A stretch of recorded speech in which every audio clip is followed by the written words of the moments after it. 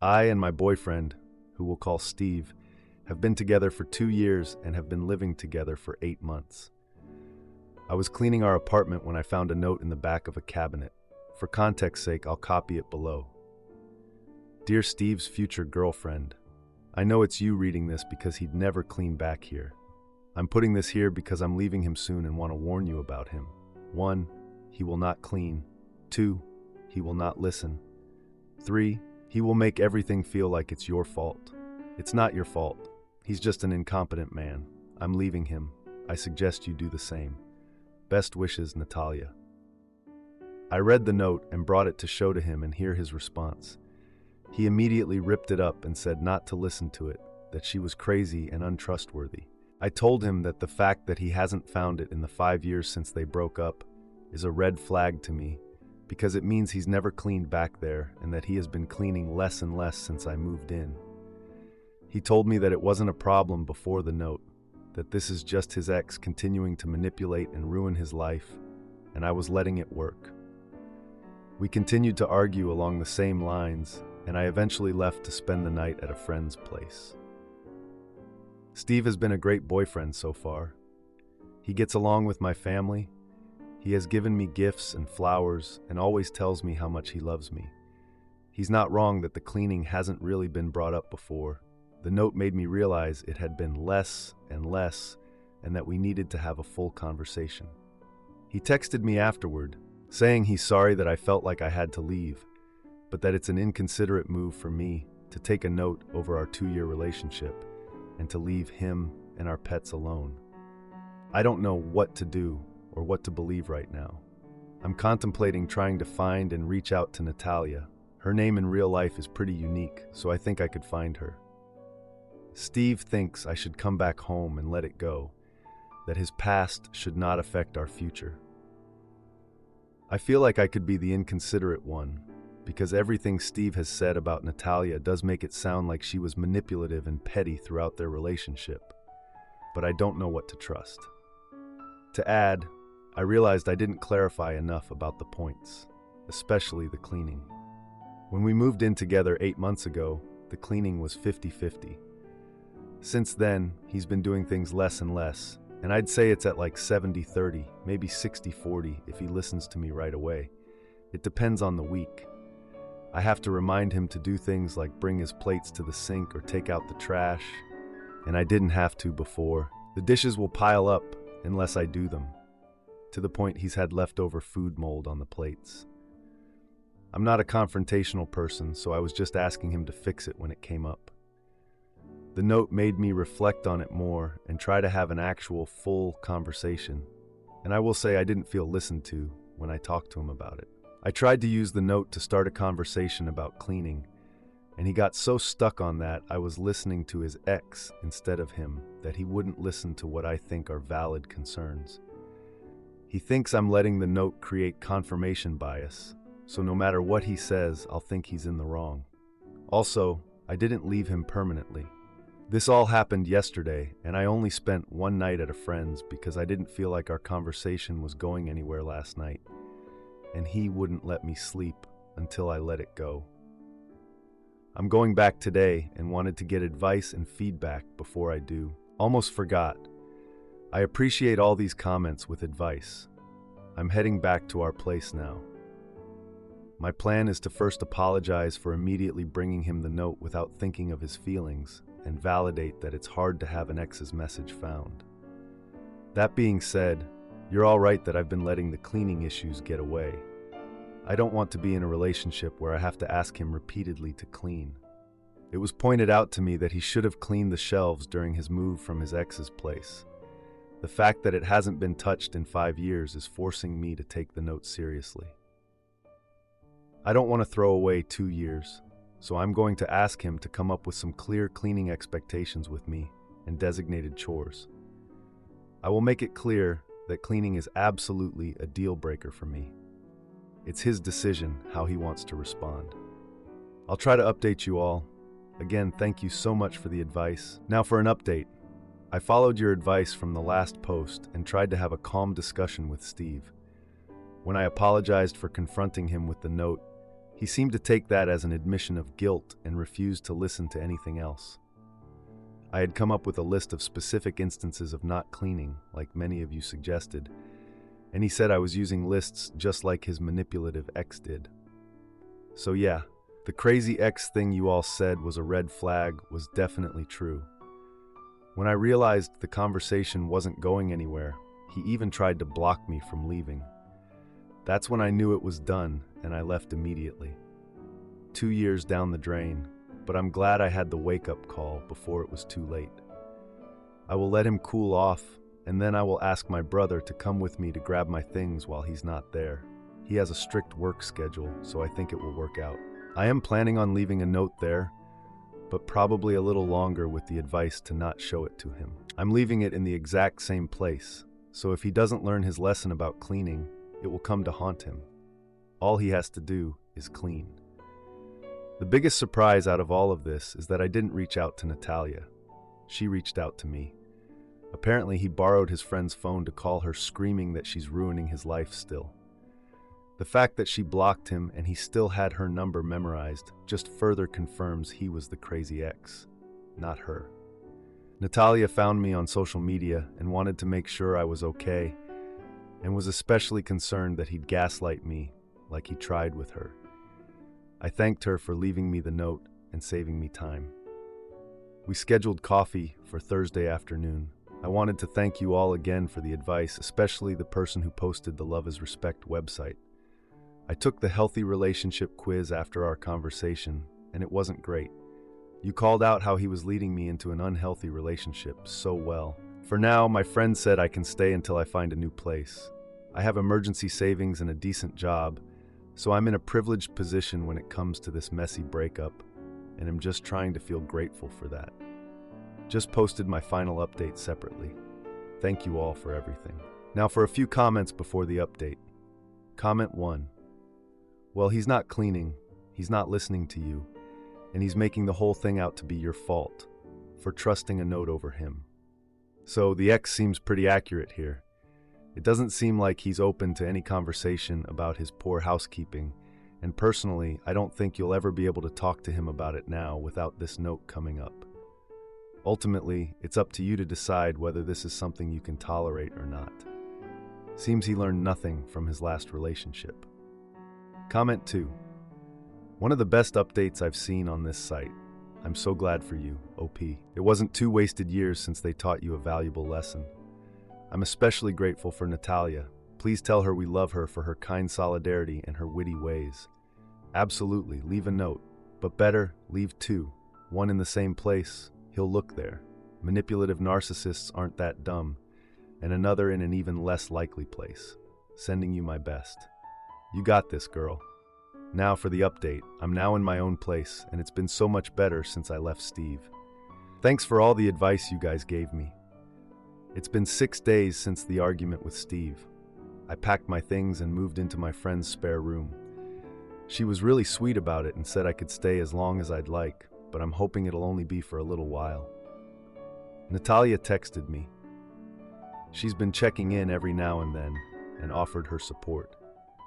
I didn't think I'd want to talk to her, but we actually exchanged a few messages about our experiences with Steve. I learned that she had also dealt with Steve's defensiveness and blame shifting early in their relationship.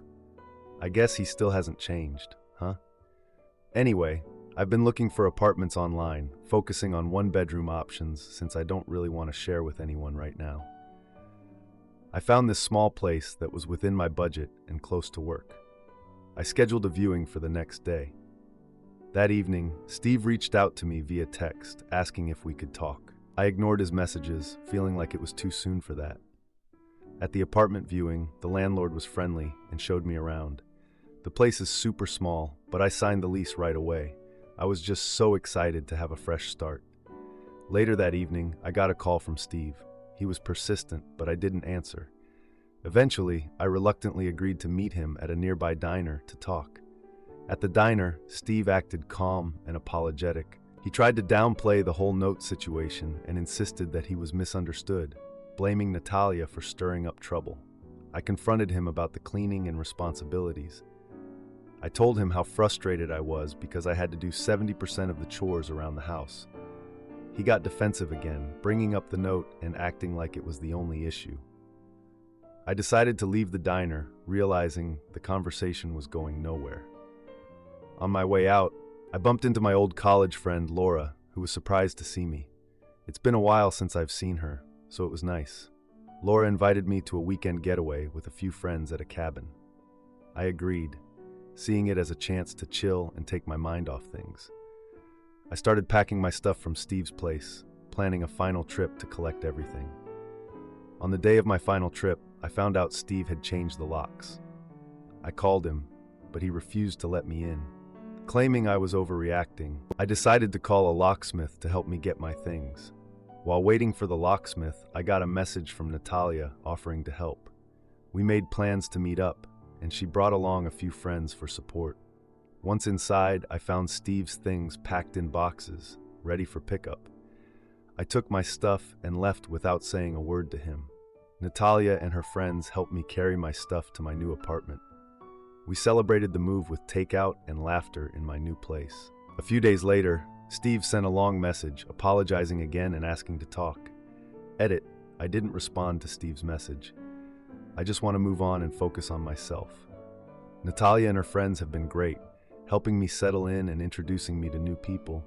Laura's friends from college are kind, and I feel like I'm reconnecting with a part of myself I lost with Steve.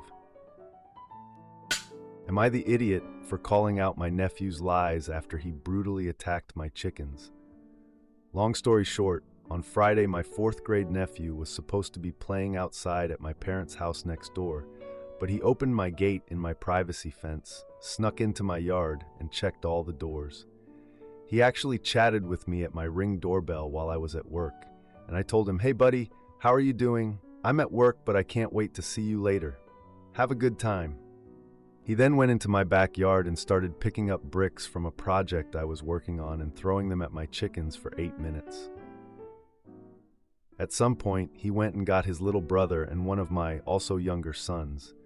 The brother threw a few good swings at my hens also, and my son threw a tiny piece of cracked off mortar. He injured my rooster and my literal very favorite hen, who is at the top of the pecking order and is the very friendliest with the biggest personality. The rooster I specially selected out of 6 that I raised.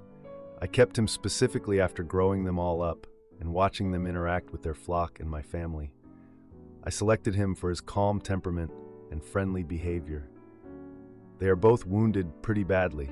The rooster has a bad limp, and my best hen took a brick to the face. I made a big deal out of being upset by his actions and concerned that he would have such hurtful behavior and then lie right to his parents' faces about it. The story he told his parents before I could ever even talk to them is that my aunt asked me to go collect eggs with my cousin, and we went into the coop like she asked, and the rooster started being aggressive. So I started throwing rocks to defend myself. His mother, my sister, says she has no idea where he got this behavior from or why he thought it was okay to entertain himself like this. But that wasn't okay at all, and that they're gonna have him call me after work. Apparently, I'm autistic, and this affects the way I deal with interpersonal conflict. How can I move forward through this situation while protecting my family and my property, while also not being a total jerk? I'm a single parent, and my sister just gave me a pretty nice minivan. We're on pretty good terms, but what the heck, man? I feel like this is a big deal, and I made a big deal out of it by sending CCTV video footage and information about what happened to my sister and informing my parents. My parents are all boys will be boys, it's just a stupid mistake. But this boy just opens his mouth and lies and lies and lies. I'm worried that if his course isn't corrected, he's going to end up in a world of hurt. Moving from lies to violence on defenseless creatures is a whole big deal in my opinion. How can I handle this moving forward? Ban them from my house? That seems like a bad move. There has to be a way to healthily handle this. I'm anxious about how to handle this apology they're going to force out of him tonight. To add, the younger brother and cousin are 6- and 7-year-old boys. I had a big conversation with my child about how our chickens are injured because he stood by and while he only threw one tiny piece, he allowed someone else to harm them without getting help, and now our flock is damaged and injured. I added that I am autistic because it affects the way I communicate. Yes, it has nothing to do with the fact that he committed violence on my animals, but it has everything to do with the way I handle the situation moving forward. This is relationship advice, and being autistic is relevant information when it comes to interpersonal conflict resolution. I am late diagnosed, deeply masking, and am trying to learn how it affects the way I communicate. Now for a few comments before the update. Comment 1.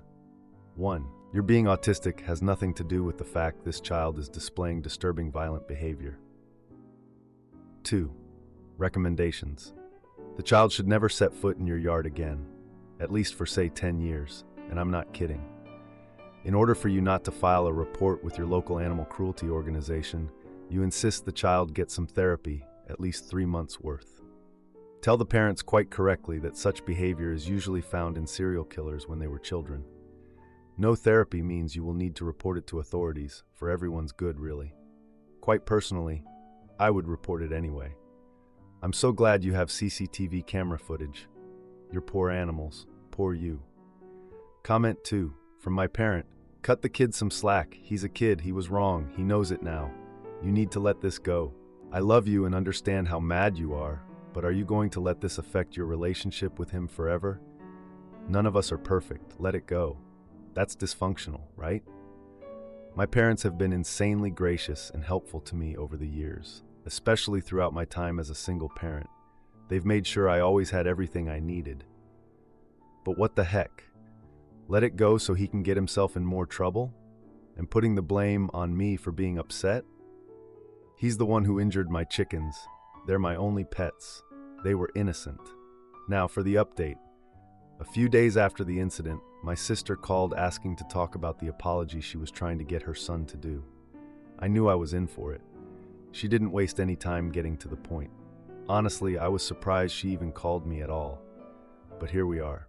She started the conversation with a rant about how disappointed she was in her son. I mean, I get it. She should be disappointed in him. We all should be, but can you imagine having to listen to the person who birthed your nephew give you the "I'm so disappointed in you" speech? Yeah, no thanks. She was all about her son taking responsibility for his actions, but she had zero idea on how to enforce that. Cool. Same boat, I guess. She wanted me to talk to him and make him apologize. I was so not ready for that. Decided to focus on my niece's birthday party instead. That was the distraction I needed. I was going to have to deal with my nephew and his apology, but first, I was going to make my niece happy. The party was set to be at a local community center, which I had decorated and arranged a cake for. My sister had offered to help, but it was obvious she was busy with her son. So I went rogue and did it myself. It was a really cute setup, I'm proud to say. I was feeling good about it too. It was nice to have something to focus on other than the whole chicken incident. The day of the party came, and of course, my nephew showed up with my sister, looking like he was about to face the firing squad. He couldn't even look me in the eyes. I mean, I get it, but come on. The kids started playing games, and I tried to force myself to focus on making the party fun for everyone. I just kept telling myself that my niece deserved to have fun today. A game of musical chairs was happening when my nephew went and knocked over my favorite decoration. Yeah, that one. I was so mad about it. A small scene happened, as you can imagine. My sister quickly reprimanded her son, reminding him to be careful and respectful. The kids finished playing, and the birthday party cake was cut. Everyone gathered around to sing, but the atmosphere felt so awkward. Like, wow, we're all having fun. Thanks for coming.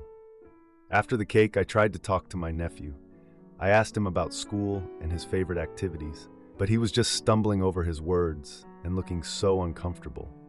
I suggested we go outside to play, hoping it would break the ice. So we went outside and he mentioned his new toy. I showed interest in it, and we had a brief, awkward exchange.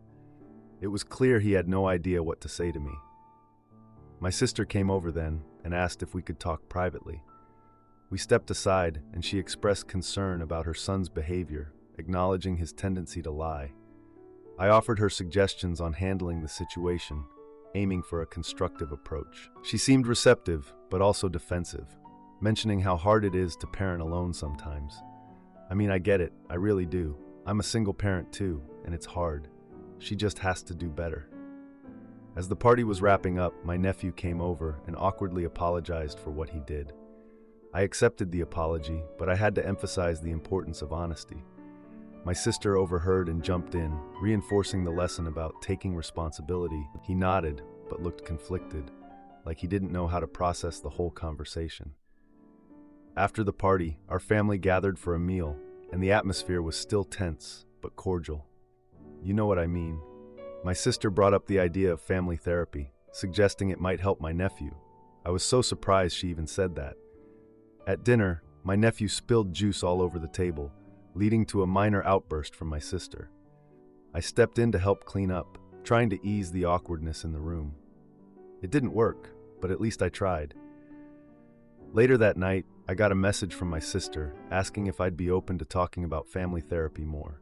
Like, wow, I guess she's really trying to do something about all of this. The next day, my nephew came over to play, and I was determined to keep things light and fun. We played a board game, but he got frustrated and briefly lashed out when he lost. I calmly reminded him about sportsmanship, reinforcing the lesson from the party. He seemed receptive enough, but his impulsive behavior still raised concerns. My sister called later, wanting to set up a follow-up conversation about the therapy idea. I agreed, recognizing the need for a long-term solution to the ongoing issues.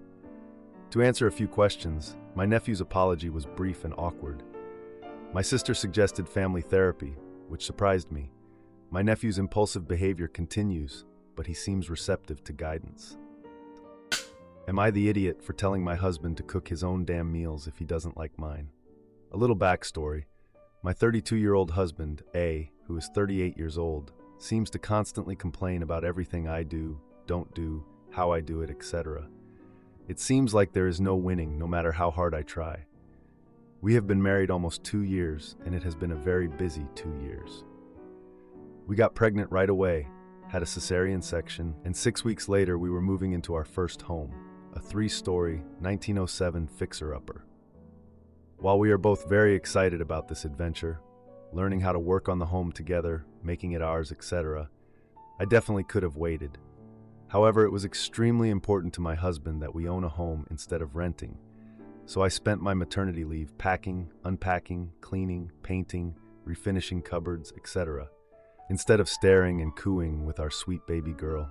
Also, I feel that it is important to mention that I have an 11-year-old son, Jay, from a previous marriage. Jay has several diagnoses which require different therapies, medications, and he is often out of school for behavioral management, etc. Here's the issue.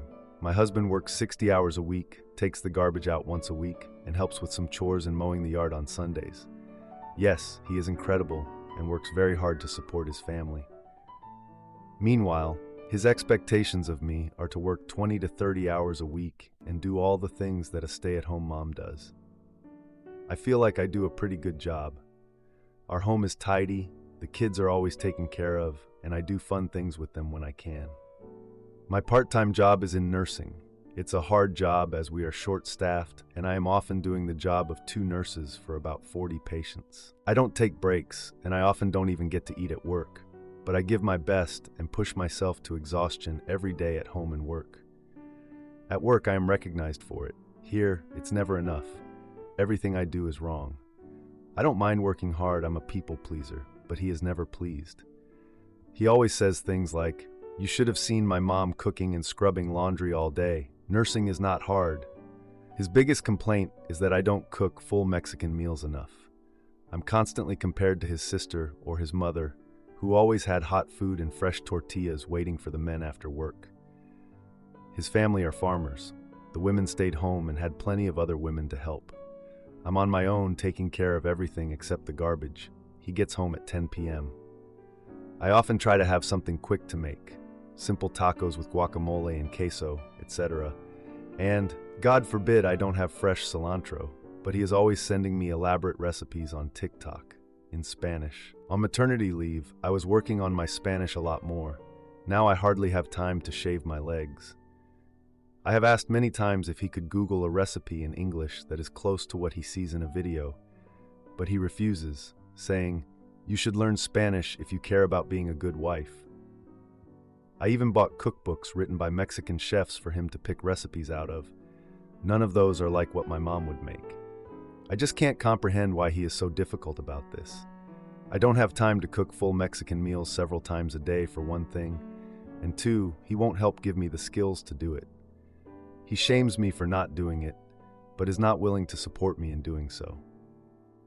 I serve healthy meals, but they aren't usually extravagant.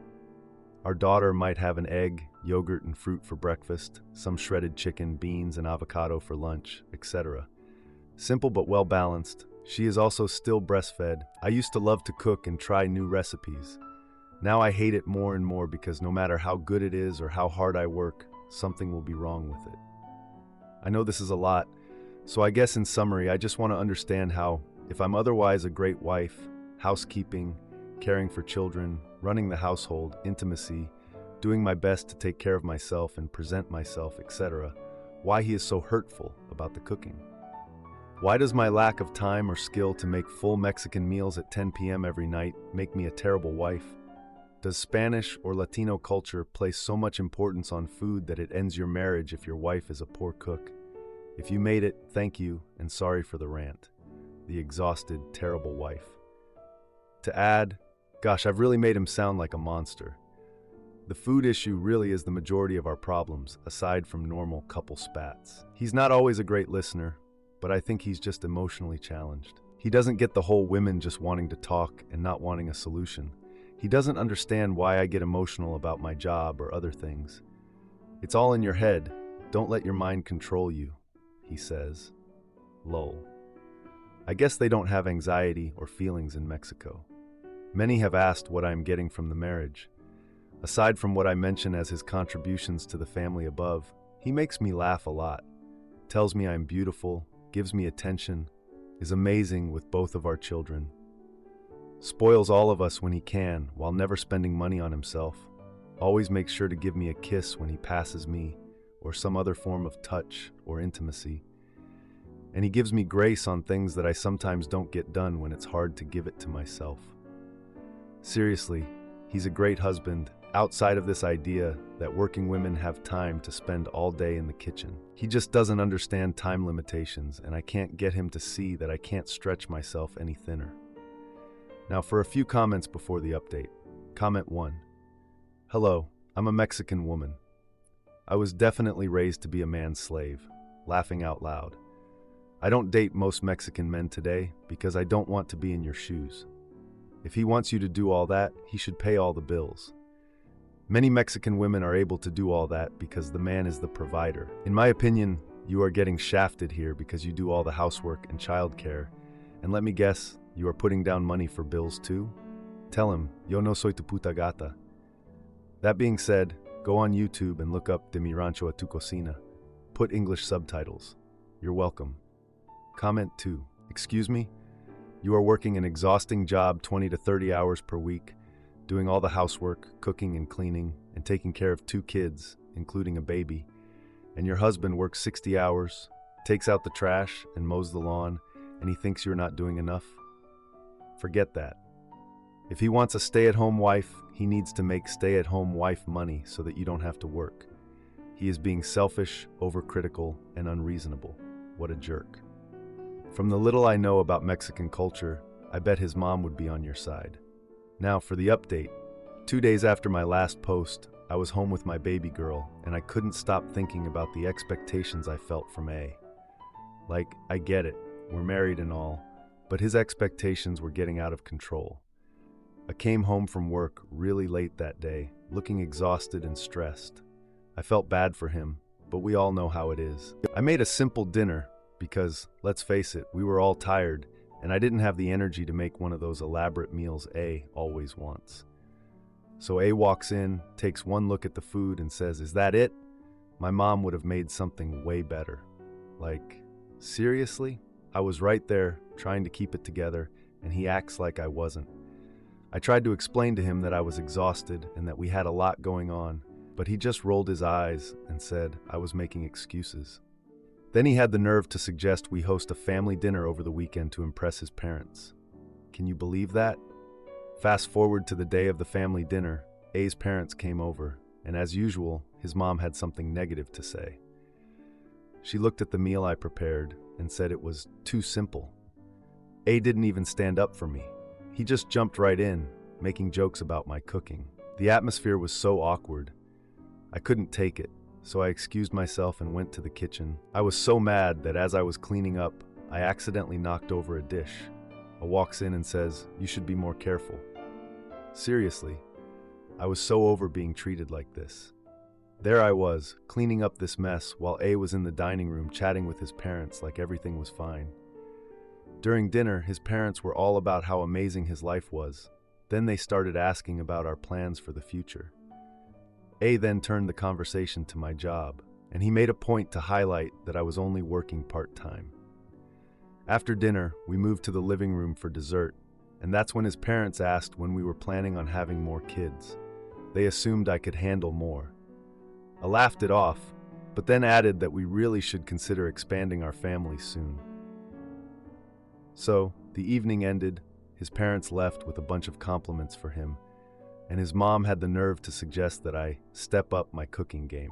I was done. After they left, I confronted A about his comments and lack of support, and all I got was a defensive response. He said he was just trying to keep the mood light. I mean, come on. The argument escalated, and he had the nerve to accuse me of not caring about his family's expectations. Then, he followed me around, still wanting to talk about it, but I was done. I just wanted to be left alone. That night, I overheard A on the phone with a friend, making jokes about the dinner and my cooking. He was talking about how his parents were a pain, but all I heard was him making a fool of me. Then he suggested going out for dinner with them next weekend, completely brushing off what happened the previous weekend. In the days that followed, A kept making little comments about my cooking. It was like a weight on my chest every time he said something. His sister even mentioned that A seemed to overlook the hard work I put in. That hit me hard. I'm tired. I'm at a point where I need to consider if staying in this situation is worth the effort. To answer a few questions, A and I have had conversations about his parents before. He acknowledges that they can be difficult, but he tends to brush off their comments about my cooking. I rarely see my family as they live far away, and when they do visit, they help with cooking. A's family also lives nearby, which is why they visit often. The part-time job I have is all I can manage right now. I worked full-time before our daughter was born, but my current workload is what I'm comfortable with. A's humor is usually endearing, but his comments about my cooking are hurtful. If you like this video, you'll probably like these too. Also, while you're here, please consider subscribing. It's your support that keeps this channel alive and allows me to make better and longer videos. Have a great day.